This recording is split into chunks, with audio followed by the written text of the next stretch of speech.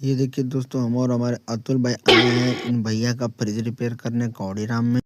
इनकी समस्या है कि डिस्प्ले फ्रिज में ये देखिए बहुत ज़्यादा बर्फ है, तो हम लोग समस्या चेक करेंगे। समस्या यहाँ एरर दिखा रहा है, जिसका मतलब है इसका सेंसर खराब है। सेंसर खोलने के लिए हम लोग इसको खोलेंगे दोस्तों, और जस्ट इस सेंसर को जो मैंने हाथ में पकड़ा इसको चेंज करेंगे। ये देखिए ये सेंसर है, इसकी हमें इस वायर को चेंज करना है दोस्तों।